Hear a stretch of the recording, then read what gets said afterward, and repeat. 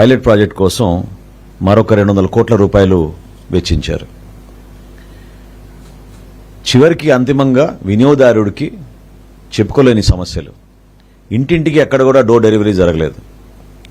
ప్రతి వీధికి వచ్చి అది కూడా ఆ ఆపరేటర్కి ఏ విధంగా అనుకూలంగా ఉందో ఆ సమయానికే వచ్చి ఉన్నంతసేపు ఉండి వెళ్ళిపోయే పరిస్థితి ప్రతి ఒక్కరం కూడా మనం చూస్తూనే ఉన్నాం. మనకి ప్రజల్లో తిరుగుతున్నప్పుడు ఈ సమస్యలపైన వాళ్ళు ఎంతో ఆందోళన చెందుతూ మన దృష్టికి తీసుకొచ్చారు. ముఖ్యమంత్రి గారు కూడా కూటమి ప్రభుత్వం ఏర్పడిన తర్వాత IVRS సర్వే టేకప్ చేసినప్పుడు ప్రతి నెల సుమారు 30% లబ్ధిదారులు మాకు రేషన్ అందలేదనే విషయం ప్రతి నెల మాకు వివరాలు వస్తూనే ఉన్నాయి. ఈ నేపథ్యంలో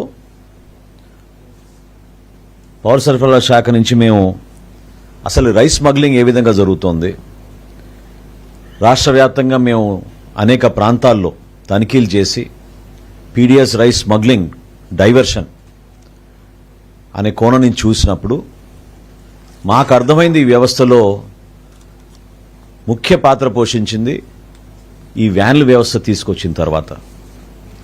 అంటే జవాబుదారితనం లేదు, ఒక స్పష్టత లేదు, సరుకులు తీసుకునేటి ఎవరెటు వెళ్ళిపోతున్నారో ఎవరికి తెలియని పరిస్థితి. అకౌంటబిలిటీ అనేది గతంలో ఫేర్ ప్రైస్ షాప్స్లో చాలా స్పష్టంగా ఉండేది.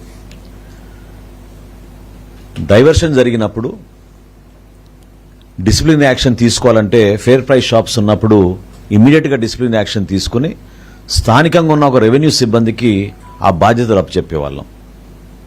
ఇప్పుడు ఈ వ్యాన్ ఆపరేటర్లు వచ్చిన తర్వాత దాదాపు 288 కేసులు బుక్ చేశాం. వందల సంఖ్యలో క్రిమినల్ కేసెస్ ఉన్నాయి వీళ్ళపైన. వీరిని నియంత్రించే పరిస్థితి లేదు. పూర్తిగా వీళ్ళు ఆ సిండికేట్లో భాగస్వాములై రైస్ స్మగ్లింగ్ అనేది చాలా భారీ ఎత్తున ఆంధ్రప్రదేశ్లో ఒక వ్యవస్థను ఏర్పాటు చేసుకుని ఆ వ్యవస్థకి పూర్తి స్థాయిలో గతంలో ఏర్పాటు చేయడమే కాదు, ఒక గ్రీన్ ఛానల్ ఏర్పాటు చేసి రైస్ డైవర్షన్ అనేది చాలా లోతుగా వెళ్ళిపోయిన ప్రక్రియ. ఈ 29,000 ఫేర్ ప్రైస్ షాప్స్కి బదులు 9,260 MDU వ్యాన్లు ఏర్పాటు చేస్తే చాలా ప్రాంతాల్లో అసలు మేము ఈ రోజుకి కూడా అందించలేకపోతున్నాం.